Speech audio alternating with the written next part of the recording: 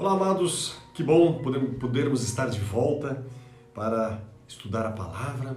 E nós queremos dar continuidade ao capítulo número 12 de Êxodo, que é um capítulo assim tão importante, tão significativo, porque ali nós temos a instituição da Páscoa dos judeus e ela diretamente tem algo a nos falar sobre a morte de Cristo Jesus na cruz e o porquê ele precisou morrer naquela cruz e de que maneira essa morte de Jesus ela tem validade para nós também. Vai ter validade para todo aquele que busca, que clama, pede, Senhor, eu quero entregar a minha vida para Ti.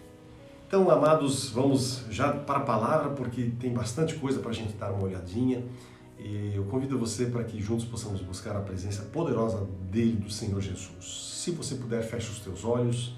Pai querido, obrigado. Obrigado porque nós podemos estudar a Tua palavra. Obrigado porque Tu deixastes registros tão preciosos, Senhor, cuja datação histórica, cujos processos arqueológicos têm comprovado cada vez mais, Senhor, de que realmente tudo aquilo aconteceu, de que nós temos sentido em olhar, estudar isso e ver nisso tudo a Tua mão, Pai. Obrigado, meu Deus. Obrigado porque Tu és tão grande e poderoso. Visita-nos agora nesse momento que nós queremos estudar a Tua palavra, ver o que Tu tens reservado para nós agora, nesse momento. Derrama o Teu fogo, Tua graça, Tua presença, Teu poder. E não permita que o inimigo, o diabo, Satanás interfira, mas nós repreendemos ele em nome de Jesus. E é no nome de Jesus que nós oramos, agradecidos. Amém e amém. Então vamos lá, gente, vamos lá. Nós, no último momento, nós paramos no versículo de número 9. E vamos então, a partir do versículo de número 9, vamos continuar a leitura, apesar de que nós já tínhamos lido um pouquinho a mais ali, né? Mas vamos ler esses versículos aí e vamos aí continuar lendo e meditando nessa palavra. Lá no versículo 10, vai dizer o seguinte: nada deixareis dele até pela manhã, o que porém ficar até pela manhã, queimá-lo-eis. Aqui são as instruções referentes a como eles deveriam fazer, proceder e comer em relação ao sacrifício da Páscoa, o cordeiro que seria imolado naquele momento específico, naquela hora específica, né, junto com as pessoas determinadas. E aí, lá no versículo 11, ele diz assim: e dessa maneira o comereis, lombos cingidos, sandálias nos pés, cajado na mão, comê-lo-eis à pressa. É a Páscoa do Senhor. Porque naquela noite passarei pela terra do Egito e ferirei na terra do Egito todos os primogênitos, desde os homens até aos animais. Executarei juízo sobre todos os deuses do Egito. Eu sou o Senhor. O sangue vos será por sinal nas casas em que estiverdes. Quando eu vir o sangue, passarei por vós, e não haverá entre vós praga destruidora, quando eu ferir a terra do Egito. Vamos parar um pouquinho por aqui agora, vamos dar uma olhadinha em algumas coisas aqui. Lá no versículo 11, está dito que eles deveriam comer tudo isso, fazer isso às pressas, né? Ou seja, com temor, unindo a pressa a esse sinal de perigo, vamos assim dizer, como que prontos para atender a qualquer momento a uma chamada de partida. Lombos cingidos, ou seja, as longas vestes flutuantes deveriam ser amarradas para que não pudessem impedir os movimentos de sair correndo, vamos assim dizer. Versículo 11 também fala sobre, ali diz assim, literalmente, é a Páscoa do Senhor. Uma Páscoa, Pessah ou Pachá, era uma oferta ao Senhor, ordenada por Ele, comemorada para Ele. A palavra Páscoa, né, refere-se usualmente a esse ritual todo que está acontecendo aqui. Mas aqui, nesse momento, ele é aplicado somente para esse cordeiro pascal. Assim está escrito, conforme está escrito lá em 1 Coríntios, capítulo 5, verso 7. A origem da palavra Pessah é muito incerta, mas o significado fica mais ou menos que esclarecido no versículo 13, quando diz que Deus passaria por cima. Ou seja, Deus, né, em seu juízo, e daqueles que tivessem evidências da sua fé nele, eles poderiam se refugiar sob esse sangue. e Deus passaria por cima. Então, pesar dá para dar uma ideia assim de passar por cima. Tipo assim, eu não vou detonar com esse que está aqui. Eu vou passar por cima, eu vou passar, né? Eu não vou mexer com essa pessoa que está aqui. Por quê? Porque ela está coberta com o sangue de Cristo Jesus. Ela está coberta com o precioso e poderoso sangue do Senhor. Então, amados, a Páscoa deriva desse verbo passar por cima, dá a ideia de poupar e proteger, né? Então dá para ter uma ideia mais ou menos do que significa exatamente, né, a Páscoa. Isso se aplica somente à Páscoa realizada no Egito e não aquelas celebrações subsequentes.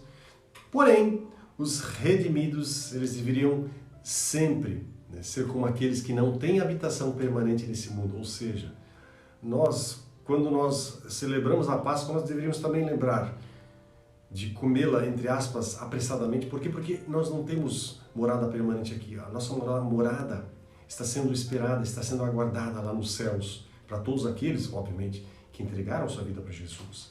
Então, isso tudo aqui é passageiro.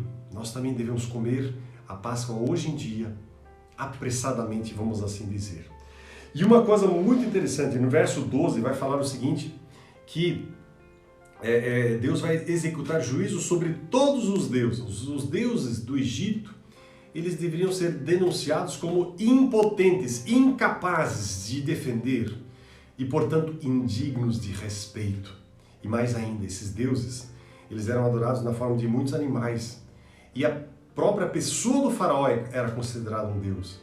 E esses representantes, esses deuses falsos, eles seriam duramente golpeados.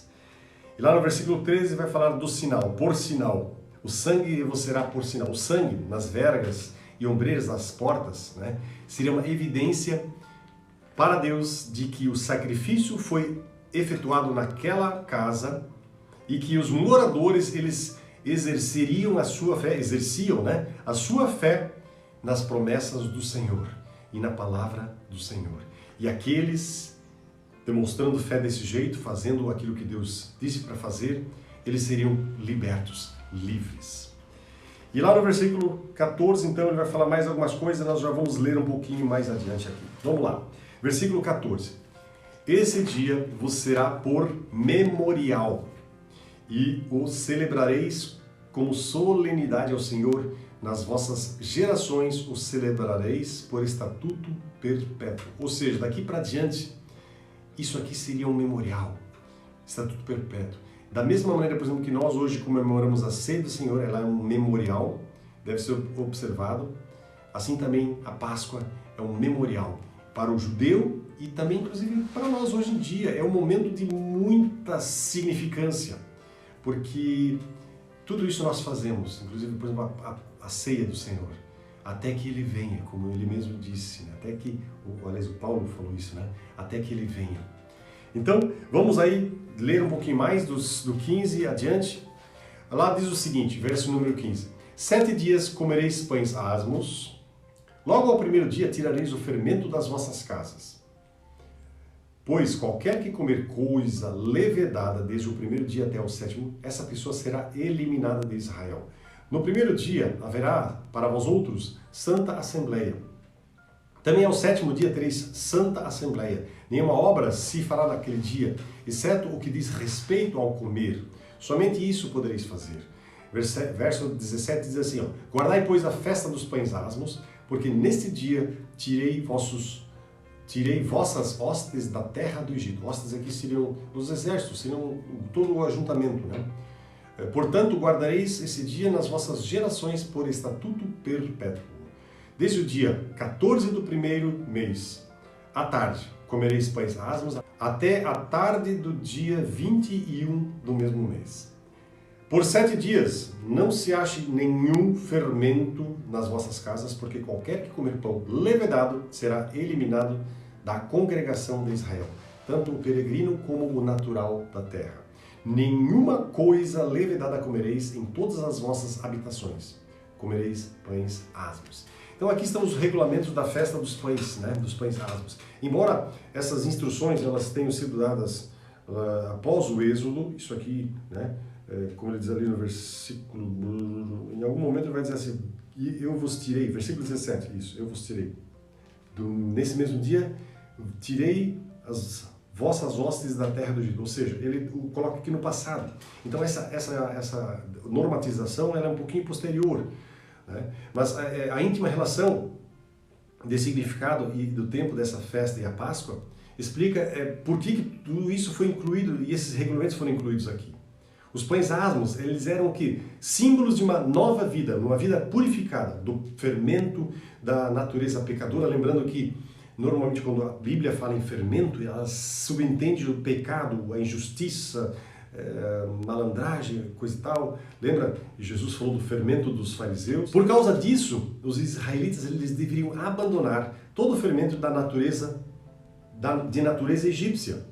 O fermento da malícia, da maldade, e comer o quê? O pão puro e santo, reunindo-se para adorar a Deus, a fim de que eles estavam demonstrando aqui novidade de vida.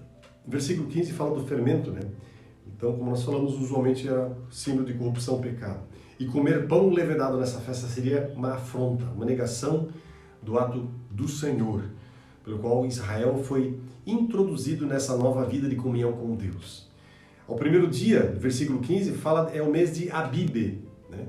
Ali eu também falo de que a pessoa que pisasse feio na bola aqui, fizesse essas besteiras que Deus disse para não fazer, essa pessoa seria eliminada.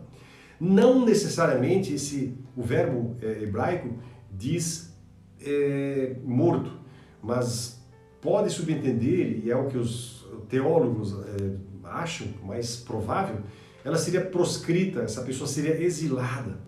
Tá? Mas não dá para dizer que o fato de morte não estar incluso nessa eliminação. No verso 16 fala assembleia, que significa literalmente uma santa convocação. O trabalho certo, o trabalho necessário seria feito. Esse dia não seria guardado tão severamente como um sábado, né? E fala que é o primeiro dia, ou seja, essa santa convocação seria no primeiro dia. Esse primeiro dos 7 dias, ele era o dia seguinte ao abatimento do Cordeiro Pascal. Então, houve o Cordeiro Pascal, na celebração da Páscoa, e o dia seguinte seria o primeiro dia, o dia 15 de Abib. E o termo convocação aqui, provavelmente ele vai vir do fato de que esse povo ele foi convocado justamente para se reunir lá no tabernáculo, através das trombetas. Isso está em Números capítulo 10, verso de número 2. Versículo 15 fala das hostes, né? Se referindo aos exércitos, vamos assim dizer. E no versículo 18 fala desde o dia 14, ou seja, o pão asmo ele deveria ser comido na Páscoa no dia 14, tá certo? E a festa dos pães asmos começaria no dia 15. Versículo 19 vai falar sobre peregrinos, tá? Ou seja, literalmente seria o quê? Estrangeiros, os estrangeiros que estão vivendo ali no meio do povo de Israel. E uma pessoa podia habitar no meio do povo de Israel toda uma vida e nunca fazer parte integral do grupo deles lá. Ou há algumas interpretações que dizem que sim, que ele poderia ser sim um israelita de coração, vamos assim dizer, né? E aí no versos 21 a 28 vai falar sobre as instruções dadas, né, para os anciãos, ou seja, os regulamentos da Páscoa dados por Deus para Moisés, que eles deveriam ser transmitidos para os representantes do povo. Então, ali diz o seguinte, o versículo de número 21. Chamou, pois, Moisés todos os anciãos de Israel e lhes disse, escolhei e tomai cordeiro segundo as vossas famílias e imolai a Páscoa. Tomai um molho de sopo, molhai-o no sangue que estiver na bacia e marcai a verga da porta e suas ombreiras com o sangue que estiver na bacia. Nenhum de vós saia da porta da sua casa até pela manhã. Porque o Senhor passará para ferir os egípcios quando vir. Porém o sangue na verga da porta e em ambas as ombreiras passará o Senhor aquela porta e não permitirá ao destruidor que entre em vossas casas para vos ferir. Guardai, pois, isso por estatuto para vós outros e para vossos filhos para sempre. E uma vez dentro da terra do Senhor, da terra que o Senhor vos dará, Como tem dito, observai esse rito. Quando vossos filhos vos perguntarem que rito, que ritual é esse, respondereis: é o sacrifício da Páscoa ao Senhor, que passou por cima das casas dos filhos de Israel lá no Egito, quando feriu os egípcios e livrou as nossas casas. Então o povo se inclinou e adorou. E foram os filhos de Israel e fizeram isso como o Senhor ordenara a Moisés, e Arão assim fizeram. Então aqui, versículo 21 fala: escolhei, ou seja, do rebanho deles. Versículo 22 vai falar de isopo. Ainda que essa identidade dessa planta seja muito discutida, há uma opinião, assim, um consenso, que talvez ela seja uma espécie, ou da família dos oréganos, ou manjerona, ou talvez até um tomilho silvestre. O formato dessa planta, ela era própria para aspergir o sangue da expiação. E devido a esse uso frequente para esse propósito, veio a se tornar um símbolo de purificação espiritual, tá certo? Versículo 22 também fala de uma bacia, o vaso no qual o sangue seria recolhido, tá certo? Quando o animal fosse morto. E uma vez que esse galinho, né, cheio de folhas do isopo, ele seria usado então para aspergir esse sangue desse sacrifício para a purificação. Isso veio a ser incorporado, veio a ser colocado como sendo um momento, inclusive uma figura de purificação, da própria purificação, né, que o povo de Israel faria em diversas cerimônias e rituais que eles teriam. Nenhum de vós saia. Isso aqui é fundamental, meus amados. Não saia debaixo do sangue. Não saia da cobertura do sangue de Cristo, porque debaixo da cobertura do sangue há proteção. Fora da cobertura do sangue não há proteção. Isso tem uma simbologia forte, não apenas para o momento lá, mas também para nós hoje em dia. Se você sair da presença de Jesus, da cobertura do sangue de Cristo, se você se colocar fora desse ambiente, você estará no lugar perfeito para o inimigo trilhar, detonar, acabar com você. Não permita, não faça isso. Amém?